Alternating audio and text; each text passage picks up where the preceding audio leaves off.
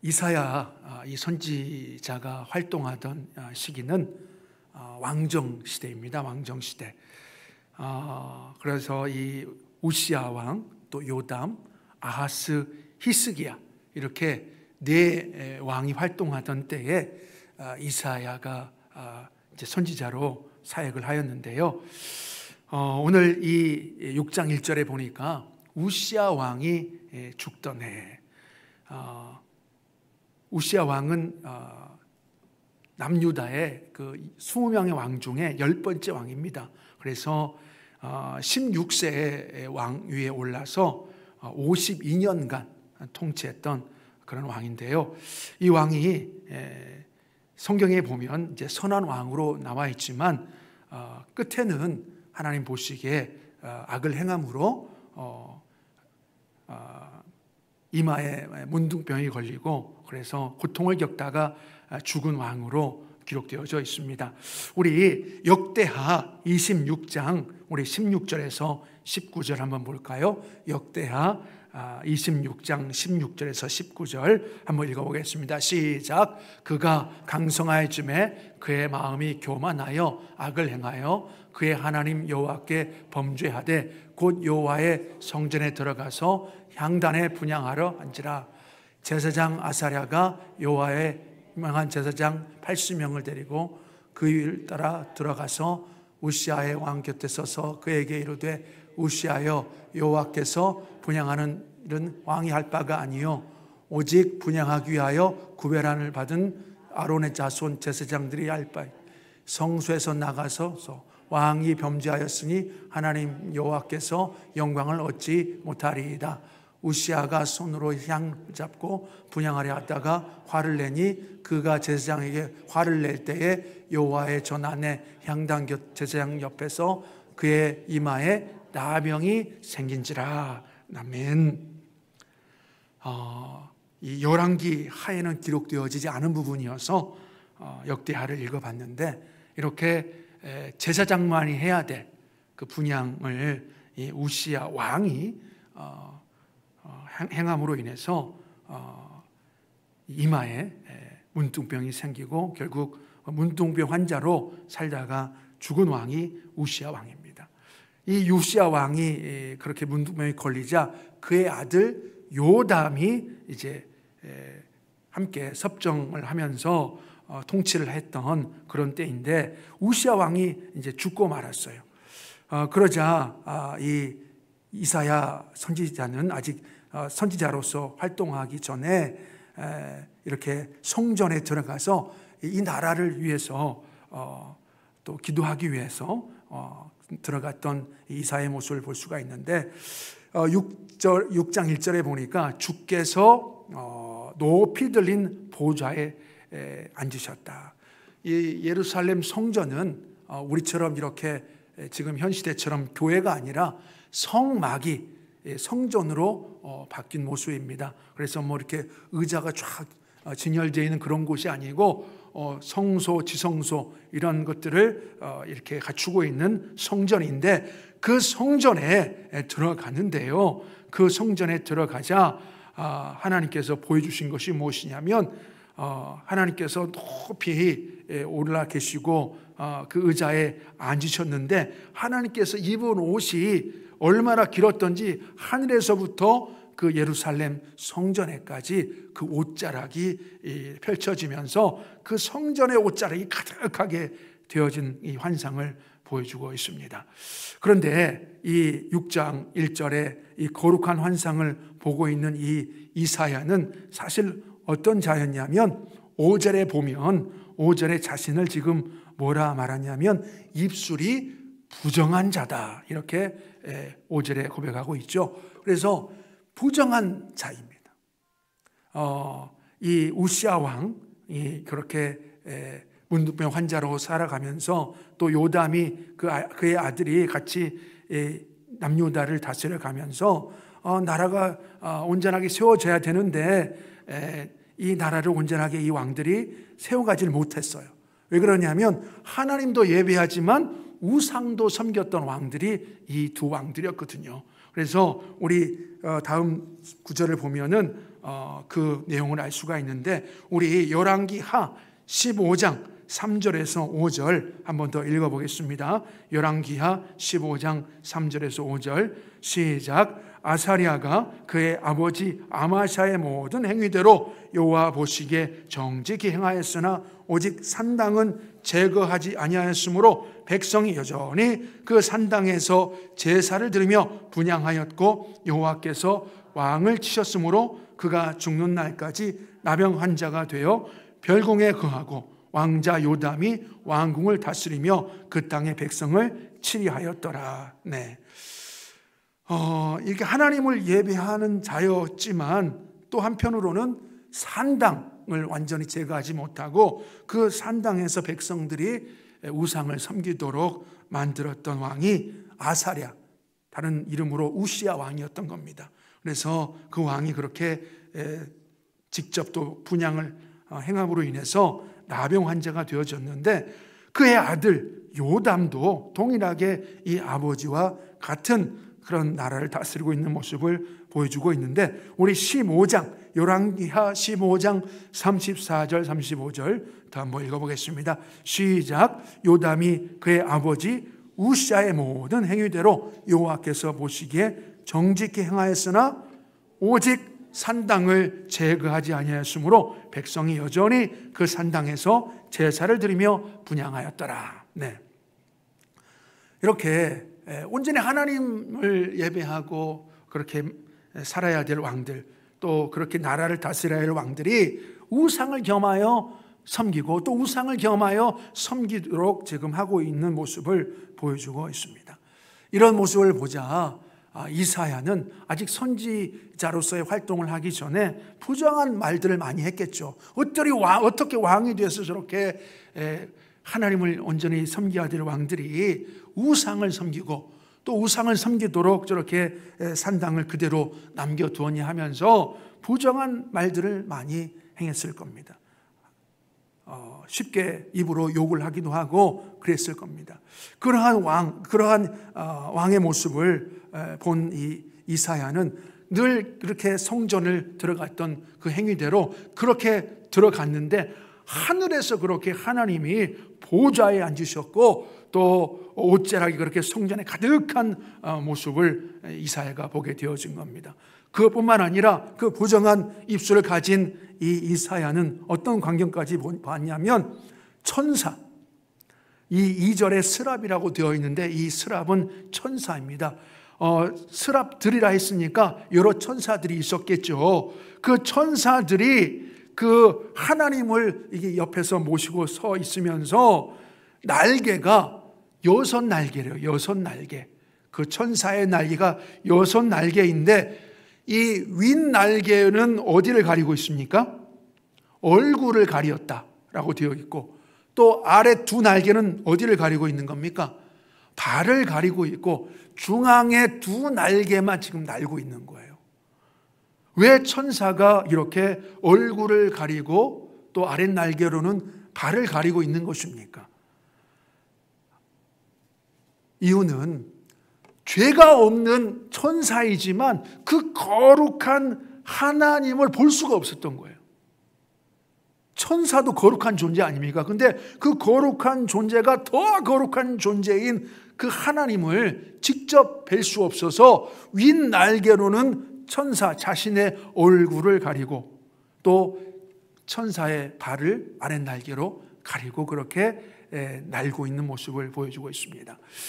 그러니까 얼마나 우리 하나님이 거룩한 하나님인가를 이 천사들의 행동을 보며 알 수가 있는데, 이 거룩 앞에 이 부정한 자가 지금 서 있는 것이에요. 자, 3절에 봅시다. 3절에 보면 이 2날개로 이렇게 이제 날고 윗날개, 아랫날개로 얼굴과 발을 가리고서는 그 날개로 펄럭이면서 뭐라 지금 외치고 있는 겁니까? 거룩하다, 거룩하다, 거룩하다. 만군의 여호와여, 그의 영광이 온 땅에 충만하더라. 이러한 지금 화답, 이러한 찬양의 소리를 이사야가 지금 듣고 있고 그런 광경을 보고 있는 것입니다. 우리도 우리 대한민국이 지금 이렇게 초대 대통령부터 현 대통령까지 그렇게 대통령이 세워지고 바뀌고 했던 그런 반복된 시대를 우리가 살아왔는데, 현 시대 우리가 지금 얼마나 어려운 가운데 우리가 놓여 있습니까? 헌정사상 이런 일들이 이전에 없었던 그런 일들을 우리가 겪고 있는데, 우리도 이런 현 정부를 보면서 우리의 입술로 부정한 말들을 분명히 했을 겁니다. 왜 대통령이 저렇게 하는지, 또 왜 야당은 저렇게 또 대통령을 끌어내리려고 하는지, 이런 것들을 생각하면서 쉽게 우리가 부정한 말들을 했을 것인데, 이런 부정한 입술을 이제 그치시고 정말 우리 입술이 깨끗한 입술, 하나님이 정말 사용하시는 그런 입술로 변화되어지기를 간절히 소원합니다. 그러나 우리가 부정한 입을 우리가 갖고 여전히 살고 있지만 하나님 앞에 나왔잖아요. 우리가 반복적으로 하나님 앞에 나와서 우리의 이 부정한 입술, 우리의 부정한 마음들을 철저하게 회개하는 그런 마음들을 우리가 가져야 됩니다. 이사야도 분명 부정한 입을 자신이 갖고 있는 것을 알면서도 성전에 나오는 것, 성전에 나가서 하나님께 제사하고 예배 드리는 일들을 멈추지 않았던 겁니다. 그래서 우리도 오늘 이 시간 그러한 부정한 입, 부정한 마음들을 가지고 나왔다라면, 오늘 이사야가 이런 놀라운 환상을 보고 하나님을 배웠던 것처럼 우리도 그렇게 놀라운 하나님, 그 거룩한 하나님을 만나고 체험하는 역사가 일어나기를 간절히 소원합니다. 자, 그래서 이렇게 거룩한 하나님, 부정한 자이지만 그 거룩한 하나님을 지금 만난 것입니다. 만난 것이에요.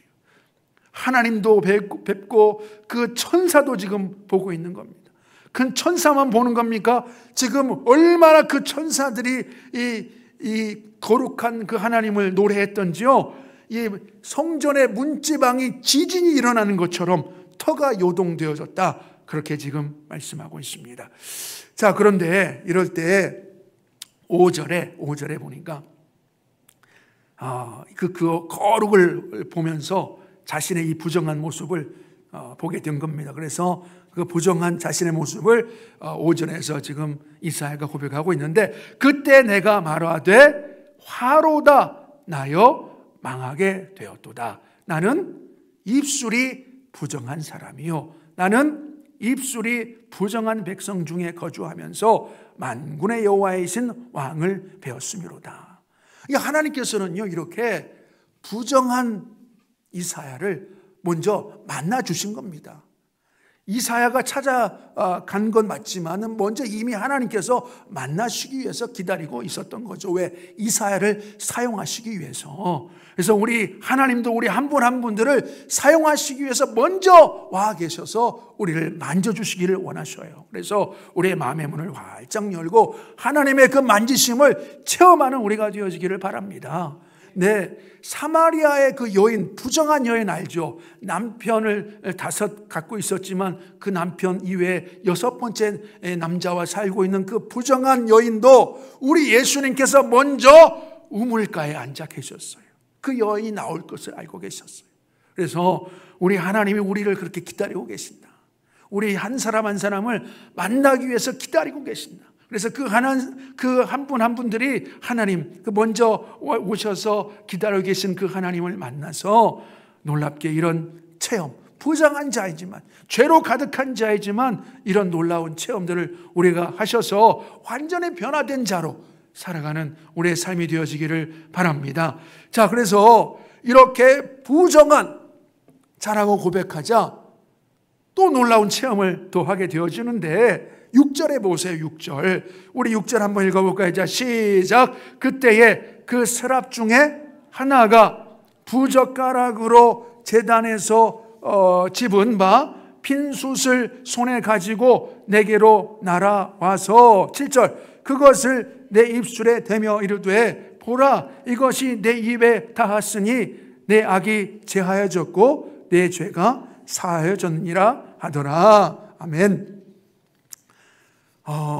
이 천사, 그 여러 천사 중에 한 천사가 그 제단, 항상 그 예루살렘 성전의 제단에는 불이 꺼지지 않고 피어 있거든요.